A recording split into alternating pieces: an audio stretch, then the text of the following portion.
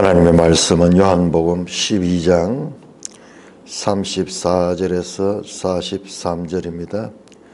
요한복음 12장 34절. 이에 무리가 대답하되 우리는 율법에서 그리스도가 영원히 계신다 함을 들었거늘 너는 어찌하여 인자가 들려야 하리라 하느냐.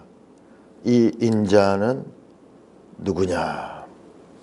예수께서 이르시되 아직 잠시 동안 빛이 너희 중에 있으니 빛이 있을 동안에 다녀 어둠에 붙잡히지 않게 하라.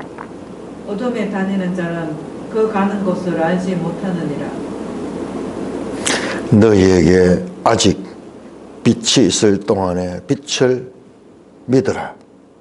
그리하면 빛의 아들이 되리라. 예수께서 이 말씀을 하시고 그들을 떠나가서 숨으시니라. 이렇게 많은 표적을 그들 앞에서 행하셨으나 그를 믿지 아니하니 이는 선지자 이사야의 말씀을 이루려 하심이라. 이르되 주여 우리에게 들은 바를 누가 믿었으며 주의 팔이 누구에게 나타났나이까 하였더라. 그들이 너희 믿지 못한 것은 이 때문이니 곧 이사야가 다시 일렀으되 그들의 눈을 멀게 하시고 그들의 마음을 완고하게 하셨으니 이는 그들로 하여금 눈으로 보고 마음으로 깨닫고 돌이켜 내게 고침을 받지 못하게 하려 함이라 하였음이더라. 이사야가 이렇게 말한 것은 주의 영광을 보고 주를 가리켜 말한 것이라. 그러나 관리 중에도 그를 믿는 자가 많되 바리새인들 때문에 드러나게 말하지 못하니 이는 출교를 당할까 두려워함이라. 그들은 사람의 영광을 하나님의 영광보다 더 사랑하였더라. 오 하나님, 은혜를 감사합니다. 놀라운 하나님 말씀 잘 깨닫도록 지도하여 주시옵소서. 예수님 이름으로 감사하며 기도드리옵나이다. 아멘. 자, 지금 이 본문은 우리가 12장 길다 보니까 또 이 방향을 놓쳐버리기 쉬운데요. 이에 무리가 대답하되, 지금 장소는 어디냐? 예루살렘입니다. 예루살렘. 장소는 예루살렘이고, 그리고 직전에 있었던 일은 헬라인들이 예수님을 찾아왔습니다. 그때 예수님께서는 그 헬라인이 찾아왔다는 소리를 듣고 인자가 영광을 얻을 때가 왔도다 그러면서 그 헬라인들을 만나가지고 어떻게 했다는 이야기 없습니다. 그 사건을 통해서 자신이 하늘의 밀처럼 죽어야 될 것을 말씀하시고, 그리고 이 32절에서 내가 땅에서 들린다. 이것은 자기가 어떠한 죽음으로 죽을 것을, 예수님의 헬라인이 찾아온 그때를 자신이 십자가에 죽으실 때로 지금 말씀하시고 계시는 것입니다. 예수님께서는 자신이 때를 분명하게 이해하고 계셨어요. 하나님의 구속사에서 자신의 역할이 어떠한 것이며 그 어떤 때에 어떻게 행할 것인가를 미리 알고 계셨다는 말씀입니다. 이제 이방인의 때가 왔다. 신약 성경은 신약과 구약의 차이 가운데 대표적인 것이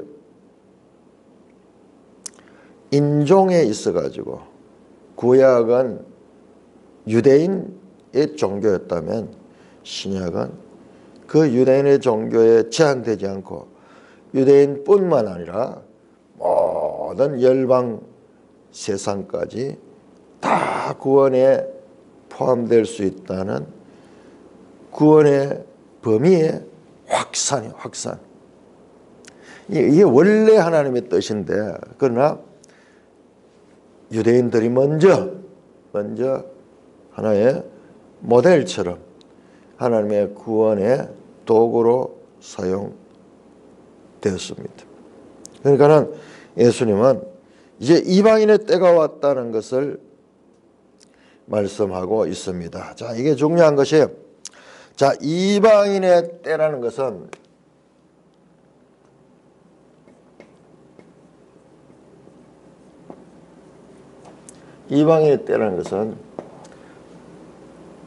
지금 계속되고 우리는 지금 여기에 포함되어 있습니다. 그런데 로마서 9장에 보면은 이방인의 수가 충만할 때가 있어요. 이방인의 때가 완전히 무르익을 때, 충만할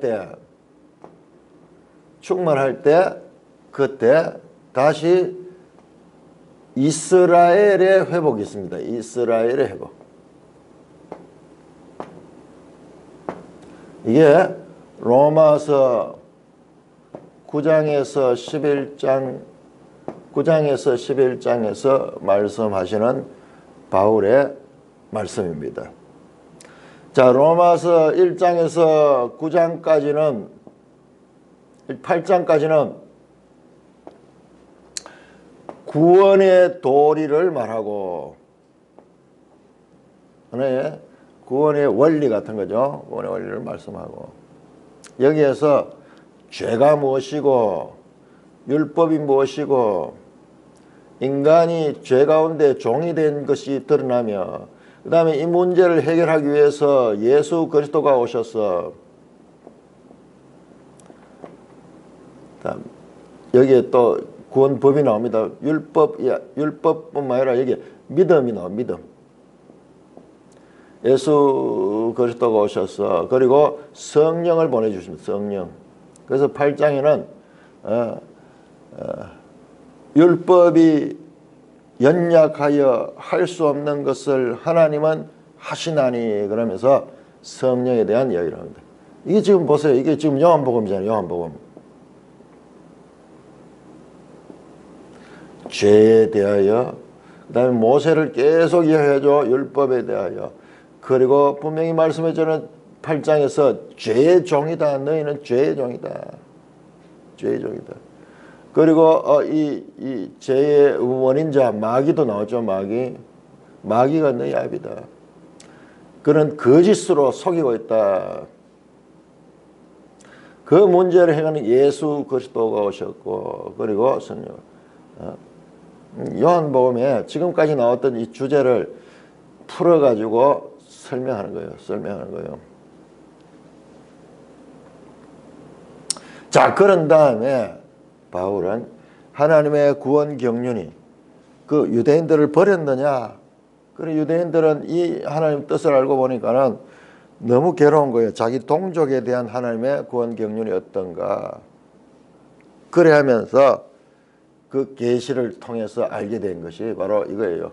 이방인의 때가 충만하면은, 이 때가 충만하면은 이제 이스라엘의 회복이 일어난다. 그리하여 이방인과, 자, 지금까지는 유대인 먼저죠. 유대인에서 이제 이방인으로, 다시 이방인을 통해서 유대인으로, 그리하여 유대인이나 이방인이나 모든 사람이 구원을 얻게 하는 하나님의 구속의 큰 드라마를 설명하고 있습니다. 그와 같은 구속사적 관점에서 지금 12장 20절에 헬라인이 등장하는, 예수는 그걸 딱 아시는 거예요. 이 하나님의 프로그램, 하나님의 시간표를 딱 알기 때문에, 자, 바로 이때가 이제 자신이 십자가에 달려 돌아가실 때가 되었다는 것을 지금 아는 거예요. 자, 이와 같은 배경 속에서 그러니까는 예수님이 자신의 죽음에 대해서 인자가 들려야 한다 하는 말을 하니까는 34절은 이에 무리가 대답하되, 지금 예루살렘 아닙니다. 성전 아닌지 아닌지는 성경에 나오지 않아요. 자, 예루살렘에 돌아오셨습니다. 예루살렘에 돌아와서 지금 예루살렘 안에서 일어나는 일입니다. 무리들이 대답하여 우리 율법에서 그리스도가 영원히 계신다 함을 들었고 너는 어찌하여 인자가 들려야 하리라 하느냐. 예수님께서 이 말씀 여러 번 하셨죠. 인자가 들려야 한다. 그러면서 인자는 누구냐? 이 인자가 누구냐? 보세요. 요한 보면 네가 누구냐? 인자가 누구냐? 계속 질문합니다. 이 사람들이. 그러면 예수님은 그 질문에 맞추어서 자신을 드러내고 있습니다. 그 요한복음에서 이들은 지금 예수님으로부터 예수님의 정체성을 드러낼 수 있는 그런 계기를 마련해 줘요. 역할이. 자, 영원히 우리는 그리스도가 계신다. 율법에서 그리스도 메시아를 가리키죠. 영원히 계신다. 이 구약 성경에, 자, 우리 한번 볼까요? 시편 89편. 자, 이들은 다 성경을 가지고 갑니다. 그러니까는 우리가 성경을 바르게 이해하느냐, 그렇지 않느냐가 중요한 거예요. 지금 1세기의 바리새인들이 독사의 자식이 되고 이 마귀의 이 자식이 됐던 것은 성경이 없어서가 아니라 성경을 바르게 이해하지 못했기 때문인 것을 우리는 알 수 있습니다. 시편 89편은 이게요, 사무엘하 7장을 배경으로 했습니다. 사무엘 7장을 배경. 사무엘 7장이 뭡니까? 사무엘 7장에 다윗 언약이 다윗에게 영원한 그 나라를 주겠다는 그 말씀이 있는 시편입니다. 자, 시편 89편 4절 내 종 4절 내가 내 자손을 영원히 경고히 하며 네 왕위를 대대 세우리라. 이 다윗 언약이죠. 다윗 언약. 그렇게 했다요. 그런데 36절 89장 36절 다윗에게 35절부터 보면은 내가 나의 거룩함으로 한 번 맹세하였은즉 다윗에게 거짓말하지 아니할 것이며 그의 후손이 장구하고 그의 왕위는 해같이 내 앞에 항상 있어 또 공창의 확실한 정의는 달같이 영원히 견고하게 되리라. 하나님은 구약에서 이렇게 말씀했는데 너는 어찌하여 인자가 들려야 된다고 이야기하느냐.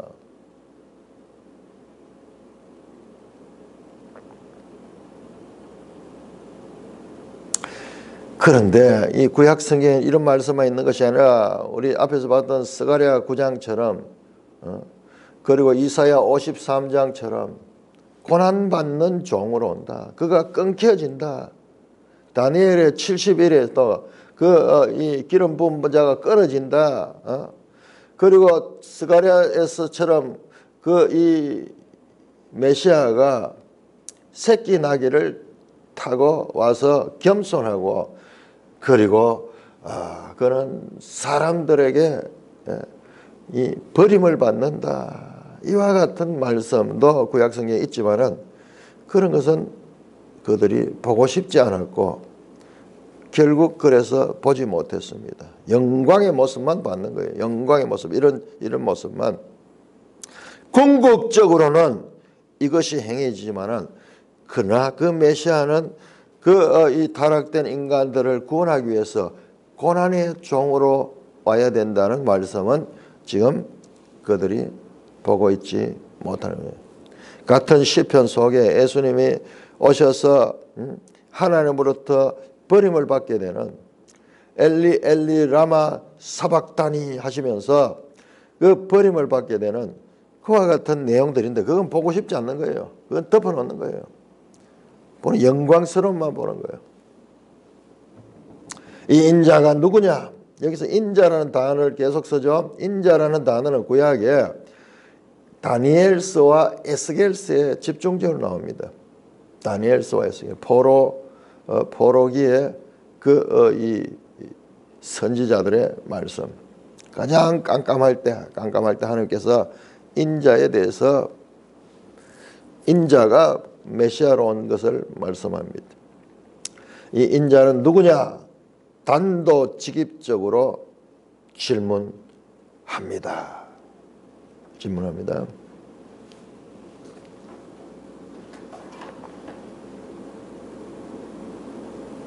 예수께서 이르시되, 그 질문에 대한 답변입니다. 아주 중요하죠. 인자에 대한 본질에 대한 질문에 대한 아주 중요한 질문이고, 그리고 가장 본질적인 답변이 나옵니다. 35절에 예수께서 이르되 아직 잠시 동안 빛이 너희 중에 있으니 빛이 쏠 동안에 다녀 어둠에 잡히지 않게 하라. 이 인자가 누구냐? 예수님께서는 빛이라고 말하고 자기 자신이라고 말하는 거예요. 아직 빛이 너희 중에 있으니 빛이 있을 동안에 다녀 어둠에 잡히지 않게 하고, 어둠에 따른 자는 그 가는 곳을 알지 못하느라.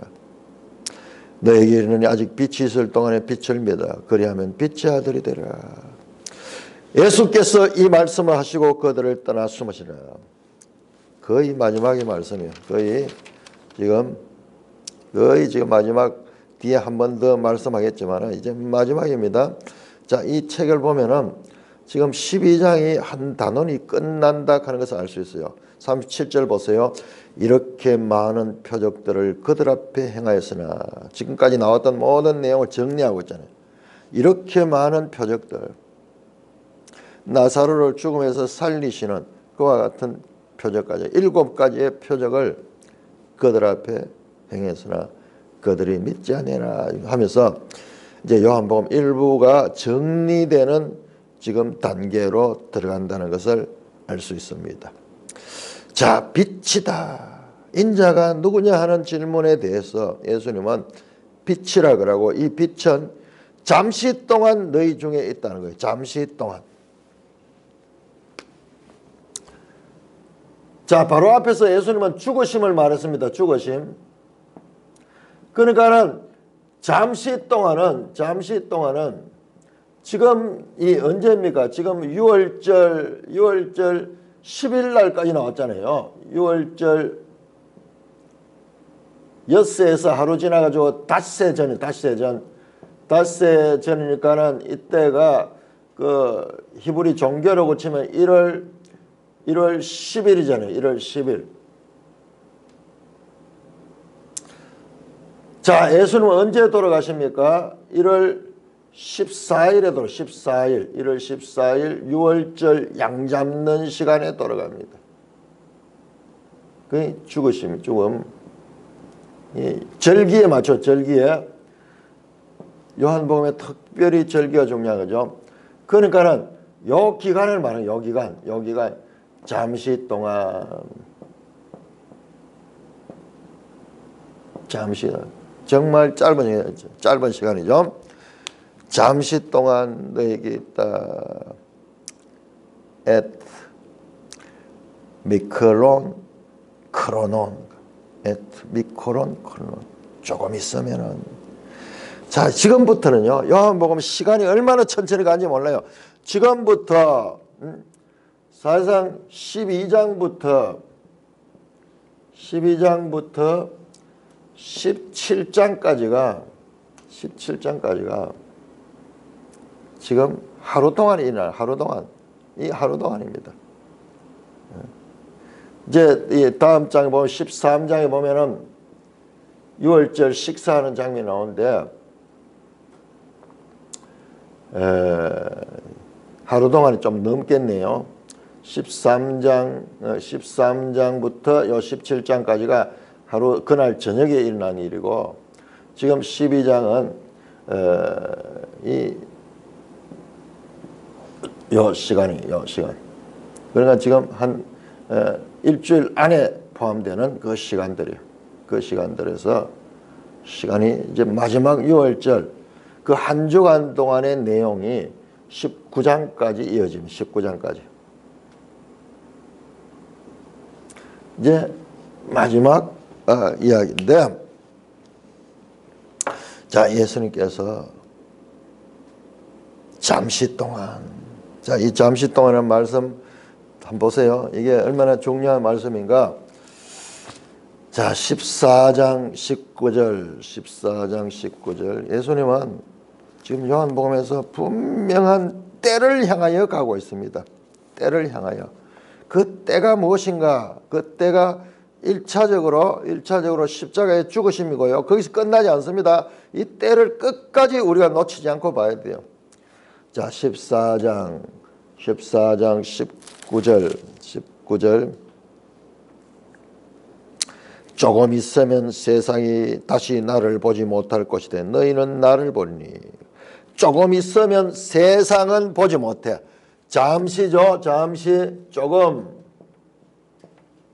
계속 그 시간을 이야기하는 계속. 조금 있으면 못 본다.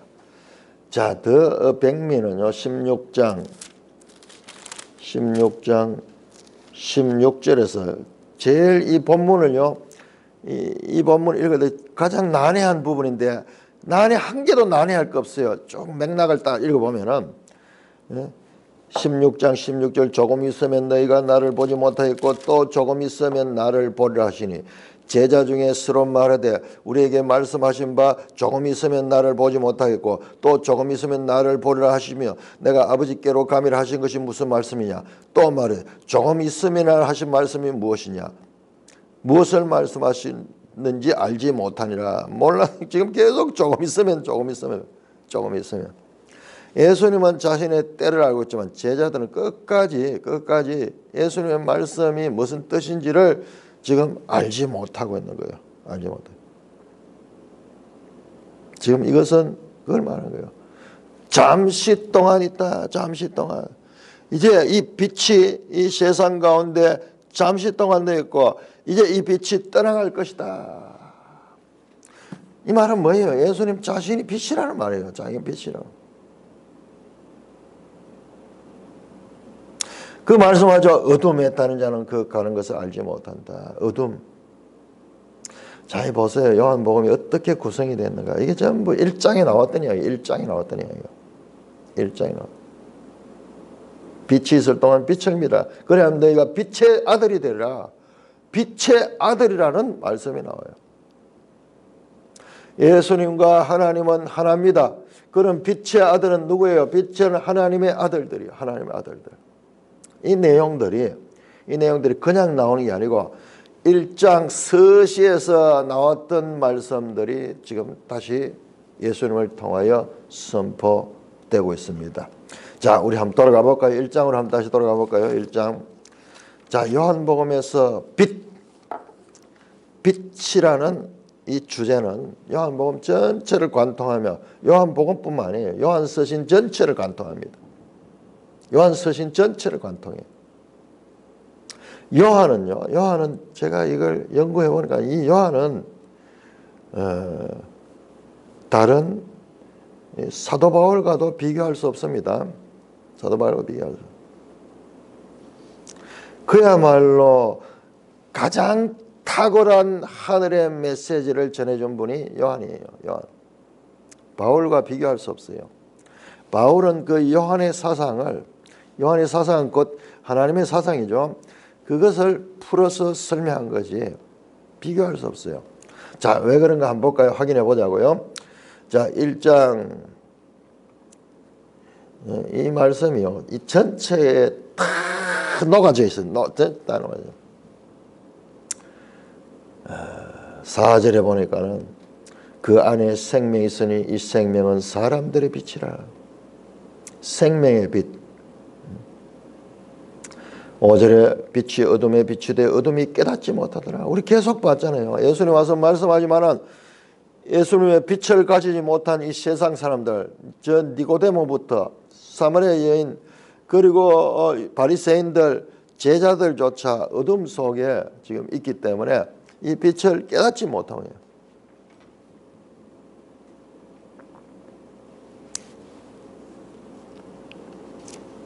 8절 보세요. 세례 요한도 대단한, 세례 요한은 빛이 아니에요. 세례 요한은 빛에 대하여 증언하러 온 사람이에요. 세례 요한은 하는 등불. 이 빛은 무슨 빛이냐? 이 빛은 발광체가 아니에요. 이 빛은 참빛이에요. 참빛. 그래서 9절 보세요. 9절 참빛 곧 세상에 와서 각 사람 비추는 빛이다. 이 세상의 빛이죠. 세상의 빛. 참빛. 생명의 빛이며 이 빛은 세상의 빛이며 또한 생명의 빛이다. 8장 12절에 나왔던 그 말씀이죠. 그가 세상에 계신 세상은 그로 말미암아 지음받아 세상에 알지 못하다. 자기 때문에 백성이 영접하지 못했다. 그러나 영접하는 자 곧 그 이름을 믿는 자 하나님 자녀가 된 권세 이는 혈통이나 육종으로 사람이 뜻이나 오직 하나님께로부터 난 자들이라. 지금 보세요. 하나님께로부터 난 자. 지금 빛의 아들 12장. 그러니까 지금 하나의 1장과 12장은 인크루즈를 이루고 있는 거예요. 13장부터 지금 새로운 단락입니다. 새로운 장입니다. 13장부터는 마지막 그 6월절에 이 지금 이 성찬을 하시고 또 이 십자가에 달려 죽으시는 그 이야기예요. 지금 이 12장도 6월절이지만은 11장, 12장까지 해서 앞에 전체를 한번 끝을 내는 거예요. 일부의 끝을 내고 있는 거예요. 이 빛이다. 그러는 예수님 지금 자신이 이 참 빛이라는 것을 말씀하고 있잖아요. 그리고 빛의 아들들이 되는 것과 하나님으로부터 난 자들이 서로 연결이 되잖아요. 어떻게 빛의 아들이 되느냐? 어떻게 하나님의 아들이 되느냐? 그 빛은요. 자, 요한복음에 제가 할 때마다 요한복음 할 때마다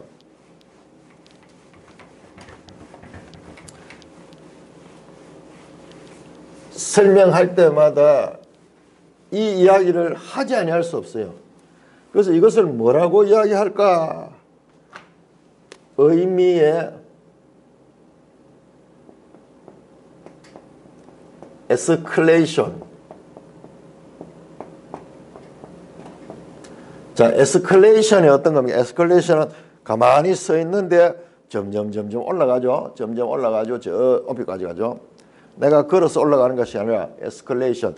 나는 지금 이 하나로 멈춰 있는데 이것이 내 상태는 점점 상승합니다. 표현할 수 있는 방법이 없어서 이렇게 의미가 요한복음의 단어의 의미가 빛을 한번 생각해 보자고요.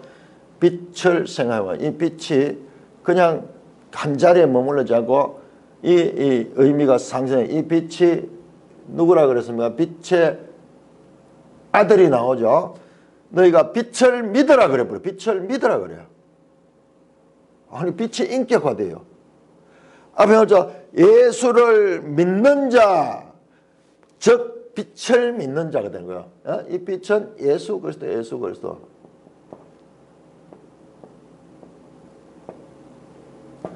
또 이 예수 그리스도는 누구였어요? 말씀이 육신이 된 분이잖아요. 말씀이잖아요. 말씀이잖아요. 그리고 이 빛은 무슨 빛이냐 하면 이 생명의 빛, 생명.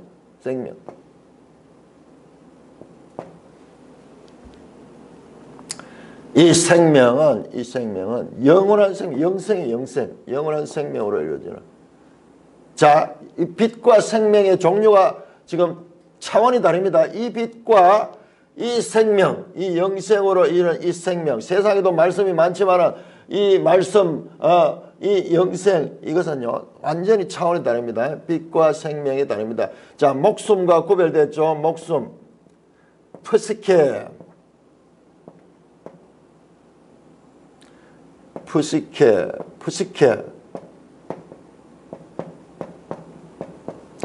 자, 이 빛도 그냥 발광체.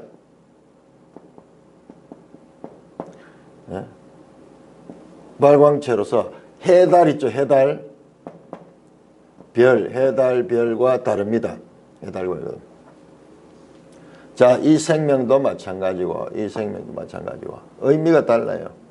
그래서 예수님은 지금 이 사도 요한은 이 예수님을 그냥 빛이라 하냐고 참빛이라는 단어, 참빛. 참빛은 뭐고 빛은 뭔가 우리는 모르잖아요. 도무지 알지 못하잖아요. 그러니까 우리한테는 이 말이 어떻게 들립니까? 도사들이 모여가지고 구름 위에서 노는 그와 같은 우리와 관계없는 신선들의 이야기 같이 느껴지는 거예요. 아니에요.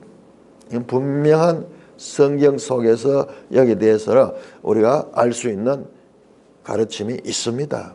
있습니다. 자, 우리 창세기 1장 가보죠. 창세기 1장. 자, 뿐만 아니라 이 빛을 예수님은 낮이다 그래서 낮. 반대로요, 어두움이 있고 어둠은 밤이고 그 어둠의 이 주권자는 마귀고 그리고 그는 거짓을 통하여 사망으로 이끌어간다. 딱 이게 지금 이원론적으로 대조되고 있어요.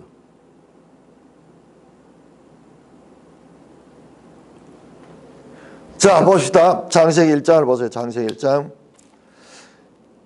창세기 1장 3절에 보니까는 하나님이 이르되 빛이 있으라니 빛이 있었고 빛이 하나님 보시기에 좋았다. 하나님 빛과 어둠을 낳았고 하나님이 빛을 낮이라 부르시고 어둠을 밤이라 불렀다. 이 첫째 날이에요. 이 빛은 우리가 지금 하는 이 빛이 아니에요. 이 빛이 아니에요. 자, 그 빛은 어떻게 나오는가 보세요. 14절에 보니까는 13절에 보니까는 하나님이 이르시되 궁창의 하늘의 궁창의 광명체들에서 낮과 밤을 나뉘게 하고 그것들로부터 징조와 계절과 날과 해를 이루게 하라. 광명체들 두고 큰 두 광명체 밤을 주관하여 낮을 주관. 낮과 밤 빛이 있지만은 이게 아니에요. 그래서 우리는 이 물리적인 이와 같은 빛밖에 알지 못하는 이 빛이 아니고 더 근원의 빛이에요. 바로 예수 그리스도 말씀이신 그 하나님이시요. 하나님. 그래서 이게 일관됩니다. 우리가 이 구름 잡는 이야기 아니고 성경 속에 명확하게 나타난 이야기예요. 요한의 이 말씀의 스케일을 한번 보세요. 요한의 말씀은 이 창세기로 항상 근원으로 돌아갑니다. 근원으로. 뿐만 아니라 이 요한의 이 말씀은 오메가, 알파와 오메가, 지금 창세기 알파죠. 오메가로 돌아갑니다.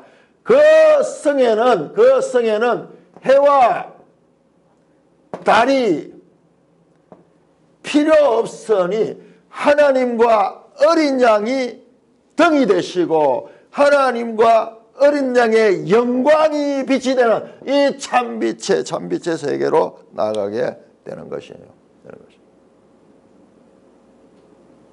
이 말씀에 깊이와 넓이와 높이를 생각해 보자고요. 깊이와 넓이와 높이.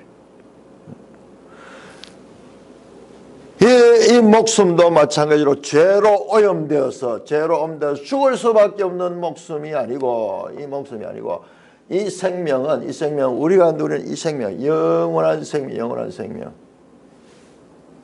하늘에 이 말씀은 이 빛이 되는 게 이게 이 말씀은 진리의 말씀이에요. 진리.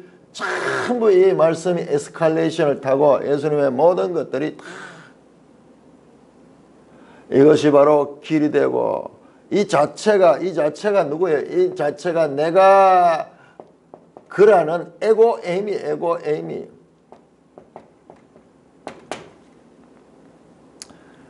요한복음의 이 의미의 에스컬레이션을 이해를 해야 돼요. 이 풍성한 구원의 하늘의 메시지가 지금 선포되고 있는 거예요.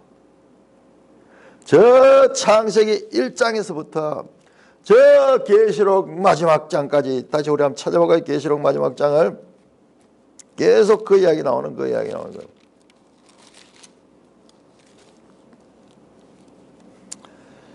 21장 22절 성 안에서 내가 성전을 보지 못하시니 이는 주 하나님 곧 전능하시니와 어린 양이 그 성전 되시고 그 성은 23절에 해나 달의 비침이 쓸데없으니 자 벌써 해나 달이 언제 만들어? 넷째 날에 만든 넷째 날. 그 상태가 아니고 더 근원으로 올라가는 거예요. 그것이 그러니까 새하늘 새 땅이 새하늘 새 땅. 이는 하나님의 영광이 비치고 어린 양이 그 등불이 되시다. 만국이 그 빛 가운데로 이 빛은 우리가 하는 이 빛이 아니에요. 참 빛이에요. 낮이 있습니다. 여기도 낮이 있는데 25절 낮에 성문들이 동물이 닫지 아니 거기는 밤이 없습니다. 낮과 밤도 이 태양과 해와 달별 있기 전에 벌써 존재했어요. 낮과 밤. 우리가 이해할 수 없는 영역이에요. 그냥 우리가 지금 느끼는 낮과 밤은 근원적인 낮과 밤의 그림자에 지나죠. 그림자에 지나죠.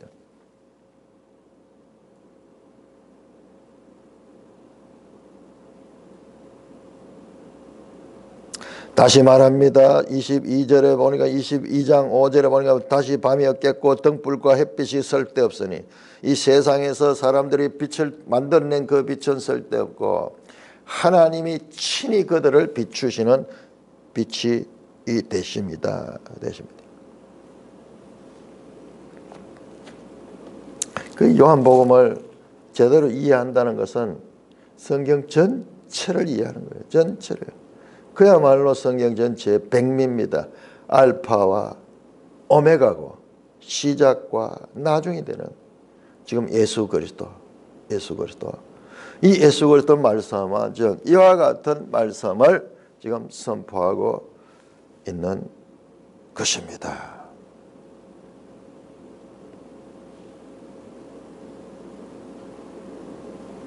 그 빛이 지금 이 사람들이 at hand 손대면 만질 수 있는 바로 현재 지금 와 있는 거예요. 진리요 생명이요 빛이요 영생이고 믿기만 하면 구원받을 수 있는 그 메시아가 그 그리스도가 지금 바로 앞에서 1세기에 이 예루살렘 공간에서 그 이 유대인들 여기 지금 헬라인도 와 있죠. 그런 사람들 앞에서 지금 선포되고 있는 거예요. 선포되는 거예요. 그리고 예수님께서 이 말씀을 하시고 그들을 떠나서 숨으셨다. 비겁해 보이죠? 비겁한 게 아니고 우리 수준으로 해서 아니고 예수님은 아직 때가 이르지 않았기 때문에 피하는 거예요. 그러니까 이 말씀이 어마어마한 충격이 줬던 거예요. 그러니까 바리새인들이 지금 여기는 생략됐지만 앞에 나왔던 그거로 보면은 지금 돌을 쳐서 죽이려고 하는 그런 상황이에요. 그냥 피한 거예요. 숨어가지고 피해버려요. 빛의 아들이다. 빛의 아들이 뭐냐? 빛을 믿는 자가 빛의 아들이 된다는 거예요. 빛이 있을 동안 빛을 믿어 그래야 빛의 아들이 된다. 예수를 믿고 따르는 자는 빛의 아들들이다. 빛의 아들.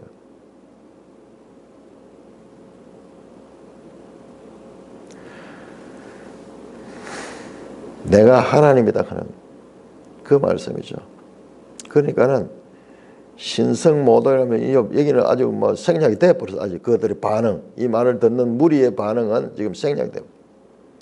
예수님이 떠나가서 숨었다. 앞에 계속 나오죠. 8장 59절, 10장 40절, 11장 54절. 아마 이 장소가 성전일 수 있어요. 성전일 수. 지금 장소는 안 나오는데 예루살렘이에요. 예루살렘. 12장에서 예루살렘 입성하셨잖아요.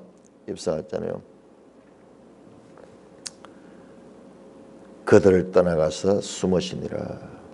마치 예루살렘 6월절에 어린 양을 10일 날 잡아가지고 14일 날 그것을 죽여서 음식을 먹기까지 보관하듯이 아직까지는 보관돼야 돼. 아직까지는 보관돼요. 그래서 예수님께서 떠나가십니다. 37절 이렇게 많은 표적을 그들 앞에 행하시나 그를 믿지 아니했다. 정리하고 있죠. 지금 표적의 책이 정리됩니다. 이렇게 많은 표적을 그들 앞에서. 저 처음에 가나에서 물로 포도주를 만드는 표적, 마지막으로 이보다 더 큰 표적을 보리라 했던 그 죽은 자를 살리는 이와 같은 표적을 그들 앞에서 행하사 그를 믿지 아니했다. 야, 우리는 이런 걸 보면 믿을 것 같은데, 그러나 믿음이요 그렇게 되는 게 아니에요. 그러면서 정리합니다. 이는 왜, 이유가 뭔가, 왜 믿지 않은가? 이는 선지자 이사야의 말씀을 이루려 하심이라. 선지자의 말씀은 이사야 53장 1절입니다. 이사야 53장 1절. 주여 우리에게 들은 바를 누가 믿었으며 주의 팔이 누구에게 나타났나이까 하였더라. 요거 2절에 보면 52장 한번 볼까요? 요 말씀이 나오는 맥락을 보시면은, 자, 이사야 53장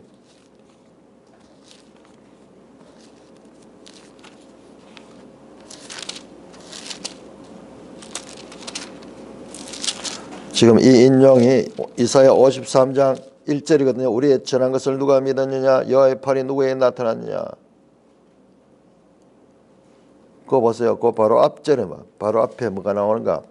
52장 13절 보라 내 종이 형통하니 밭들은 높이 들려서 지극히 존귀하게 되리라. 높이 들리게 된다. 바로 앞에서 예수님이 내가 인자가 들려야 된다 그랬죠. 그 십자가의 죽음인데 무엇이 존귀하게 되는가? 아니에요. 이 십자가의 죽음은 본질적으로 우리가 잘못 해석하고 있는데, 십자가의 죽음은 슬픔이 아니에요. 십자가의 죽음, 그거 우리 인간적인 십자가의 예수님의 죽으심은 승리입니다. 승리고 이게 영광이에요. 영광. 요한복음에 계속 보세요. 영광을 얻을 때가 왔다. 자신의 죽음을 영광을 얻을 때가 왔다는 거예요. 기쁨입니다. 기쁨. 큰 기쁨입니다. 큰 기쁨입니다. 사람의 입장에서 보면 이게 슬픔이고 아픔이고 고통이지만은, 그러나 결과적으로는 이 사망이 끝이 아니고 죽음이 끝이 아니기 때문에 부활하시기 때문에 이 승리고 영광입니다. 영광. 이 십자가를 우리가 제대로 알아야 됩니다. 자, 이게 지금 6월절이죠. 6월절이죠. 우리 이 성찬식, 부활절, 그리고 이 고난주간 하면서 이렇게 슬퍼하는데, 실제적으로 이 6월절 절기는요, 슬픔이 아니고 이게 해방이 해방. 기쁨이고 이게 축제예요. 축제입니다. 우리는 십자가에 죽는 것만 보니까 하는 건데, 그 어린 양의 죽으심은 끝이 아니잖아요. 사망을 죽이시고 승리하는 것이고, 그러니까 영광이 되는 것이고, 그리고 어떤 면에서는 성육신 자체가 뭐예요? 성육신 자체가 하나님의 낮아지심이잖아요. 낮아지심. 원자리로 올라가는 거예요. 그렇기 때문에 우리가 이 전체를 봐야 되지, 이 십자가의 죽으심만 보고 슬픔이 잠겨있어요. 이건 승리고 영광이다. 6월절 절기 자체도 애굽의 종되었던, 죄와 사망의 종되었던 그곳에서 해방되는 해방. 6월절 절기는 해방과 기쁨과 축제. 해방입니다. 지금 이것도 마찬가지요. 예수님의 죽으심은 죄의 종되어 있던 온 인류를 해방시켜주는, 자유를 주는 그와 같은 이 큰 복된 소식인 거죠. 자, 그 맥락에서 지금 나타나고 있습니다. 그렇게 해도 아무도 믿지 않는 거예요. 이사야의 예언대로 그 39절에 정말 우리 성경에서 가장 난해한 부분 나옵니다. 그들이 능히 믿지 못할 것은 이 때문이다. 믿지 못할 거 보세요. 그냥 능히 믿지 못할 수밖에 없다는 거예요. 능히 믿지 못할, 능히 할 수 있다가 아니고 능히 믿지 할 수 없다는 거예요. 능히 할 수 없는 거예요. 왜 그런가? 그들이 눈을 멀게 하시고 마음을 완고하게 해서 이는 그들로 하여금 눈으로 보고 마음으로 깨닫고 돌이켜 내게 고침을 받지 못하게 하려 함이라 하였더라. 하나님이 이렇게 만들었다는 거예요. 보세요. 주체가 누구예요? 눈을 멀게 하시고 그들의 마음을 완고하게 해서 누가? 하나님이 그들로 하여금 눈으로 보고 마음으로 깨닫고 돌이켜 내게 고침을 받지 못하게 하려 함이라 하였다. 자, 이어지는 말씀 보세요. 이사야가 이렇게 말한 것은 주의 영광을 보고 주를 가리켜 말한 것이다. 자, 이게 지금 이사야 6장이거든요. 이사야 6장. 이사야 6장 이 장면을 잘 봐야 됩니다. 이사야 6장이 어떤 장면이냐 그러면 우시야 왕이 죽던 해에 이사야가 영적으로 어디 갑니까? 하나님의 보좌 앞에 가죠. 보좌 앞에. 천천만만의 그 천군 천사들이 있는 그 보좌 앞에 영으로 올라들어가죠. 화로다 나여 죽게 되었더라 그러면서 자신이 지금 하나님을 보고 있다는 걸 알고 이 죄인이 하나님 앞에 서면 그 영광이 압도되는 거예요. 이때 하신 말씀이다. 주의 영광을 보고 했던 그 말씀이다. 그때 말하니까는 하나님께서 자, 우리 한번 볼까요? 이사야 6장 보세요. 자, 이건 신약 성경에 여러 번 인용되는 이사야 말씀인데 그 배경을 봐야 됩니다. 자, 6장 1절 우시야 왕이 죽더니 내가 본즉 주께 높이 들린 보호자에 앉은데 그 옷자락이 성전에 가고 하늘로 올라갔잖아요. 그런데 천사가 와서 제단에서 집은 숯을 가지고 와서 입술에 대면서 네 죄가 사해졌다. 그 죄가 사해지면은 하나님 봐도 되는 거예요. 죄 때문에 우리가 하나님 앞에 설 수 없는 거예요.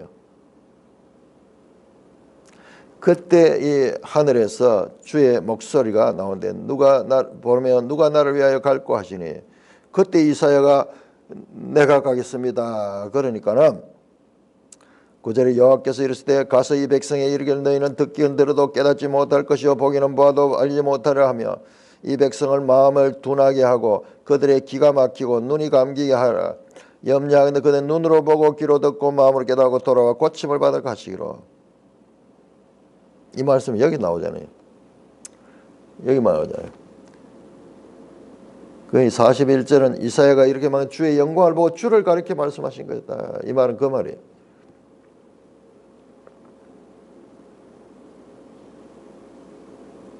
그들이 믿지 못하는 상태. 믿지 못하면 그들이 마음이 완고하게 되어 있어요. 완고하게 되어 있어요.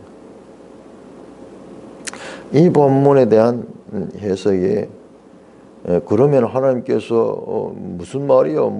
자기가 못 믿게 해놓고 그러놓고는 또 안 믿는다고 또 책망하고 이 말도 안 되는 이야기잖아요.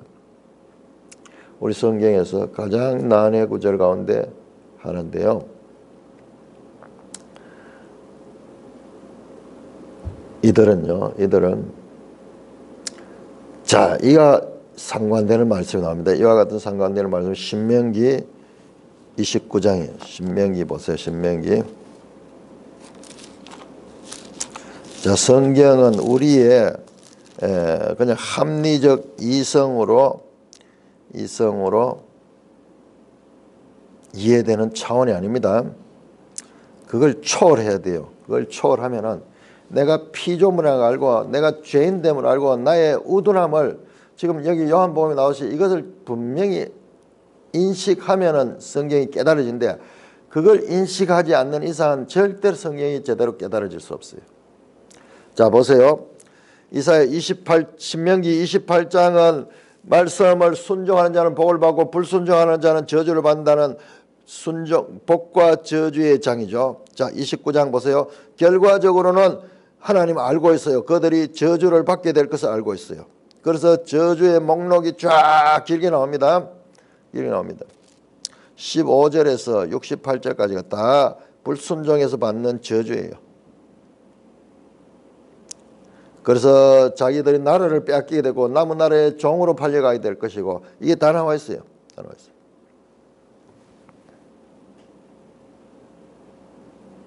근데 29장 3절 보세요. 곧 모든 그 큰 시험과 이적과 기사를 내놓았다. 그러나 깨닫는 마음과 보는 눈과 듣는 귀는 오늘까지 여호와께 너에게 주지 않았다. 이들이요, 깨달을 수 없는 거예요. 깨달을 수 없는. 이 율법을 줘도 율법을 제대로 깨닫지 못하고 보지 못하고 들을 수 없고, 이것도 어떻게 했냐? 이것도 하나님께서 너에게 주지 않았다는 거예요. 안 했다는 것입니다.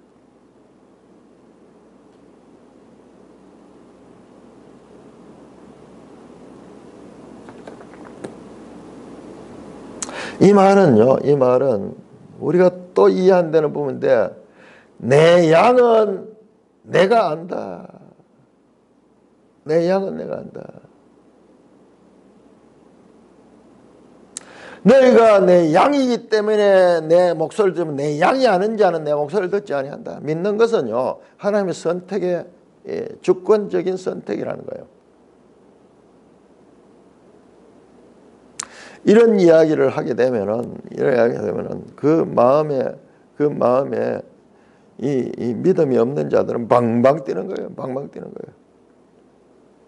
자, 이 이사야 6장 말씀은요, 마태복음 13장, 사도행전 28장 여기에서도 여러 차례 인용됩니다.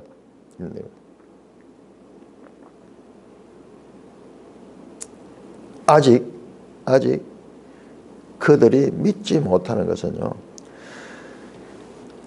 한편으로 요한복음은 뭘 가르치고 있냐 그러면은, 그들에게 깨닫는 마음과 보는 눈과 듣는 귀는 오늘까지 여호와께서 아직까지 주지 않았다. 아직까지 주지 않았다.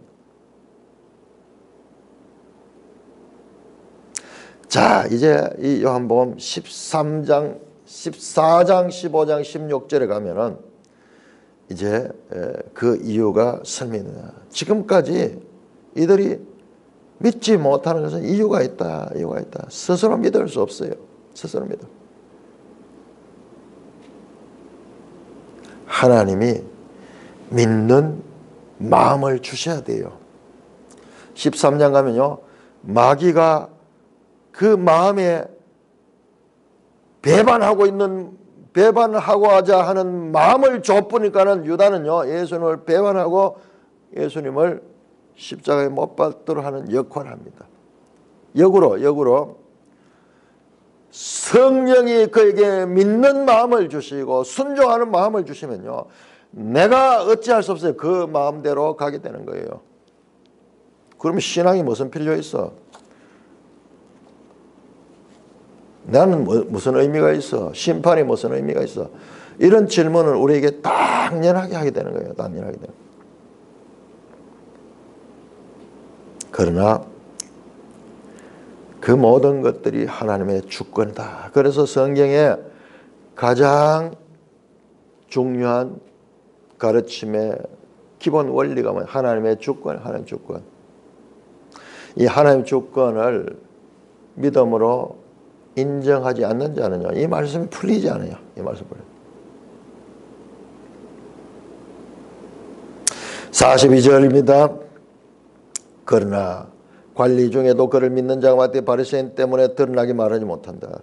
믿는 자들이 있어서, 관리들 가운데도 믿는 자들이 있어서, 정말 빛의 근원이 와서 빛을 비추니까는 사람들이 이 지금 예수님의 이 말씀 앞에서요, 엄청난 영향을, 마음이 굳은 자들은 안 되지만은, 그러나 보통 사람들은 거기 영향을 받고 있는 거예요. 그렇지만은 그들은 43절을 보면 드러내서 믿지 못하는 것이 사람의 영광을 하나님의 영광보다 더 사랑하기 때문에 이거는요 아직까지 어쩔 수 없어요. 제자들도 지금 이 수준이에요. 이 수준. 그러면 어떻게 이 문제가 해결되는가? 보세요. 눈을 멀고 마음을 완고하고 있는 이것이 해결될 수 있는 건요. 이것을 해결할 수 있는 성령. 그래서 요한복음은 궁극적으로 이제 이 교회에게 성령을 가르친 성령. 성령이 우리 마음에 가면 굳은 마음이 부드러워지고 깨닫지 못한 마음이 깨닫게 되고 닫힌 귀가 열리게 되고 닫힌 눈이 열리게 되어서 이 성령이 와야 돼. 성령이 그 마음속에 와야 돼. 마음속에 14장에서 16장까지가 바로 이 성령 보혜사 성령에 대한 거예요. 보혜사 성령. 그리고 지금 이 사건은 6월절이 나왔잖아요. 이 6월절은 출발이고 이 일은 구약의 절기로 치면은 바로 77절 맥추절이죠. 자, 요거 49일이죠. 요 날이 아닙니다. 오순절하고 다릅니다. 오순절하고 잘 구별해야 돼요. 77절 맥추절이고 요 날 다음 하는 날이 뭐냐? 욤 아체라트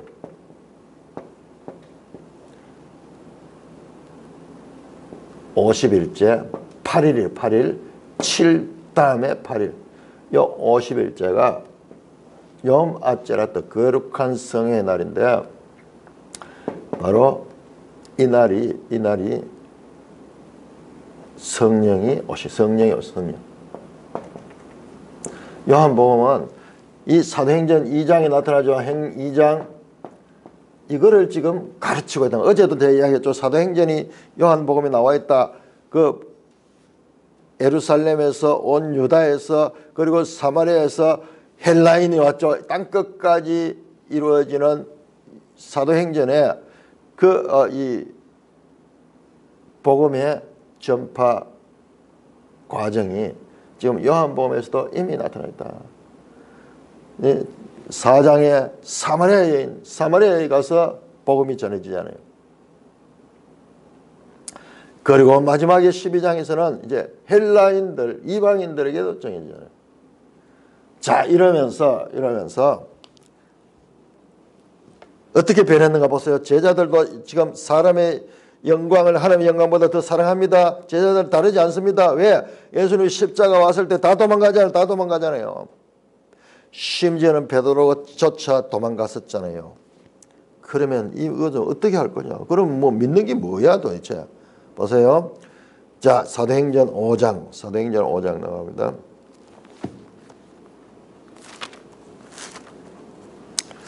사도행전 5장입니다. 그러니까 요한복음과 이 사도행전을 순서가 이렇게 되는 이유가 있는 거예요. 예수 믿는다는 것은요, 성경을 안다는 것은 그냥 과거에 그냥 알고 있던 차원이 아니고 점점점 깊고 바르게 알아가는 과정이에요. 자, 여러분 4장을 보시면요, 4장에 보면 계속 뭐가 나오는가 하면은 하나님과 사람에 대한 대조가 나옵니다. 하나님과 사람에 대한 대조. 19절 보세요. 19절 베드로와 요한이 대답하여 하나님 앞에서 너희 말 듣는 것이, 너희 말은 사람이죠. 하나님의 말씀 듣는 거. 하나님. 계속 하나님과 사람을 대조하는 말씀을 합니다. 자, 5장도 보세요. 5장 4절 보세요. 아나니아 사건이 나오는데 5장 4절에 사람에게 거짓말한 것이 아니요 하나님께 한 것이다.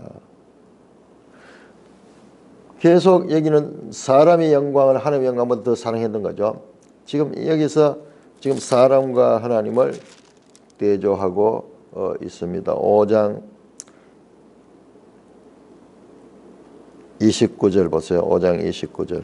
베드로가 어떻게 바뀐가? 베드로가 어떻게 바뀌는가? 5장에서 베드로와 사도들이 대답하이되 사람보다 하나님께 순종하는 것이 마땅하니라. 반대가 됐죠. 하나님보다 사람을 두려워하고 하나님의 영광보다 사람의 영광을 더 구했는데, 이 사도행전 5장에서 베드로는 완전히 변화됐습니다. 이 변화가 어디서 나왔습니까?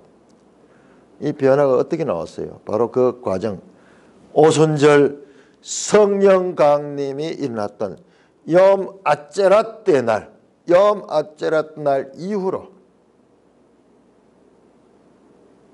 그 이후로 이렇게 변합니다. 38절도 이건 가말리엘의 말인데요. 참 대단해요. 가말리엘도 이 하나님의 성품을 가지고 있어요. 38절, 이 소행이 사람으로부터 났으면 무너질 것이요 만일 하나님께로부터 났으면 너희가 그들을 무너뜨릴 수 없다. 큰 복음을 믿지 않는 자지만은 이 큰 납비가 이 복음 정신을, 율법이 가리킨 것을 제대로 이해하고 있습니다. 자, 이렇게 이제 요한복음 1부의 마지막이 이제 내일 이제 44절 50절 요 짧은 내용이 나오면서 맞춰지게 됩니다. 그러니까 지금 이 말씀 12장에 후반부에 나오는 이 말씀들은요, 지금 앞에서 나왔던 이 내용들 전체를 총정리하고 있는 것 같은 내용이라는 것을 알고, 짧은 내용이면 엄청난 깊은 그와 같은 의미를 담고 있습니다. 찬송가 532장입니다.